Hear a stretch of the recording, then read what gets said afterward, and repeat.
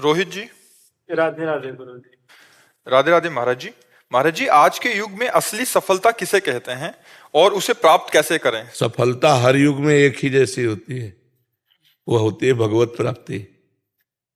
नहीं, सब असफल है। तुम चाहे जितने बड़े पद में पहुंच गए हो, चाहे जितने अरब रुपया जमा कर लियो, चाहे जितना सुंदर परिवार हो, चाहे जितना सुंदर महल हो, चाहे जितनी सुंदर गाड़ियां हैं, मरोगे तो इनमें से क्या जाएगा? तो असफल हो गए ना भाई। कमाने यहां आए थे 70 वर्ष, 80 वर्ष, 100 वर्ष, 120 वर्ष, इसके आगे तो आयु है नहीं मनुष्य की। इतने में जो कुछ कमाया उसमें से 5 रुपए भी नहीं ले जा सके, तो असफल रहे कि सफल? असफल रहे ना। तो सफलता है भगवान की प्राप्ति हर युग में। चौं जुग चौं श्रुति नाम प्रभाऊ, लोकों वेद नानु पाऊ। यदि हर समय मधुर मधुर भगवान का नाम जप कर रहे, इससे बड़ा कोई योग नहीं। तेषाम सतत युक्ता नाम भजताम प्रीतिपूर्वकम ददामि बुद्धि योगम तम एन मामुपयांति ते। जो प्रेम पूर्वक नाम जप करता रहता, उससे बड़ा कोई योगी नहीं। इसलिए यही सफलता है। हर समय हर सेकेंड भगवान का विस्मरण ना होने पावे, हर समय स्मरण करो। यही परम योग है, यही परम सफलता है, यही परम लाभ है। समझ पाए? महाराज जी, इस सफलता को प्राप्त करने के लिए क्या करना पड़ेगा? भगवान से प्रार्थना करे। सबसे पहले साधु संगति। प्रथम भगति संतन कर संगा। सबसे पहली भक्ति भगवान के प्रेमी महात्माओं का, संतों प्रेमी महात्माओं का, प्रपंचियों का नहीं। प्रपंचियों का नहीं। अगर प्रपंचियों को, तो वही प्रपंच ही भरा रहेगा। हंसी मजाक, ये रुपया पैसा लेन देन, वो सब प्रपंच है। शुद्ध बात, त्रिगुणातीत बात, केवल भगवान से मतलब जिनको, ऐसे भक्तों का संग हो। महत्संगस्तु दुर्लभो अगम्यो अमोघस्य। महापुरुषों का संग दुर्लभ है। अगर मिल जाए तो निर्वाह करना कठिन हो, निर्वाह कर ले जाए तो परम पद निश्चित मिल जाएगा।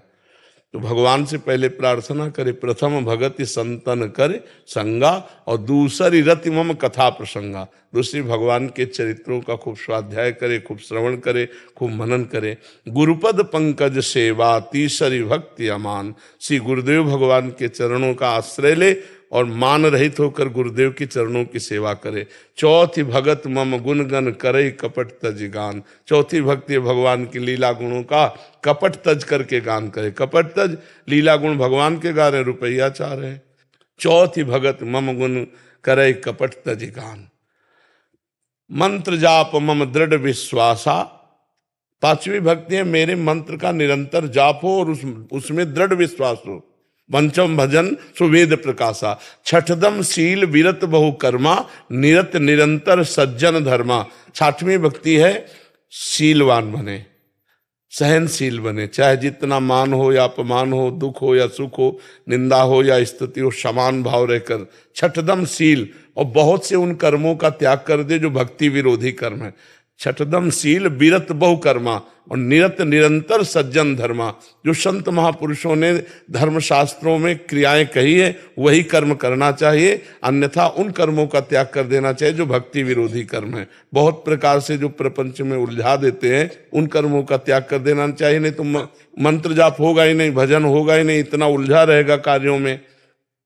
छठदम शील विरत बहुकर्मा, निरत निरंतर सज्जन धर्मा। सातों सब मोहिमय जग देखा, मोते अधिक संत कर लेखा। सातवीं भक्ति है, सारे संसार को भगवान का स्वरूप देखना और भगवान से भी अधिक बढ़कर संतों को मानना। सातों सब मोहिमय जग देखा, मोते अधिक संत कर लेखा। आठों जथा लाभ संतोषा, सपने नहीं देखे पर दोषा। आठवीं की ऐसी स्थिति बना ले कि जथा लाभ संतोष, सदा काहू सो कछु न चाहोगो। किसी से कोई मांग नहीं, जैसे हमें भगवान रख रहे हैं, बस उसी स्थिति में हम राजी रहेंगे। ज्यों ज्यों राखत हो त्यों त्यों रहियत हो हरि, जोई जोई प्यारो करे सोई मोहि भावे। ये स्थिति। आठों जथा लाभ संतोषा, सपने नहीं देखे पर दोषा। स्वप्न में भी किसी के दोष न देखे। नवम सरल सबसन छलहीना। नवमी भक्ति है, पूर्णता है नवमी भक्ति। नवम सरल सबसल छलहीना। सरल स्वभाव न मन कुटिलाई, ये संतों का स्वभाव होता है। जो वाणी में वही हृदय में, वही क्रिया में, इसे ठीक आचरण कहते हैं। वाणी में कुछ है, मन में कुछ चल रहा है, क्रियाएं कुछ हो रहे हैं, ये कपटी पुरुष है।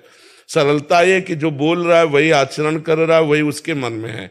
नवम सरल सबसन छलहीना, किसी से छल भरा व्यवहार न करे।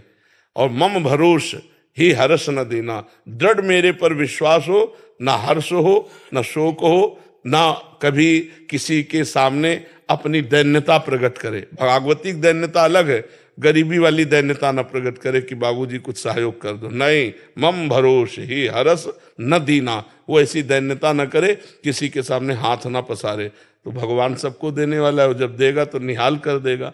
नौ माँ एको जिनके हुई, अगर नौवीं भक्ति में एक भी भक्ति किसी को, तो उसका कल्याण हो जाएगा, उसका मंगल। महाराज जी आपने प्रथम पड़ा संत संग बताया इसमें, तो महाराज जी जो संसार में एकदम अभी भक्ति प्रारंभ ही नहीं हुई, उनको संतों के बारे ही पता नहीं है, विशुद्ध संत कैसे होंगे, कहाँ। भगवान से, इसीलिए हम सबसे पहले कहा भगवान से प्रार्थना करें कि हमें संत संग दिलावे।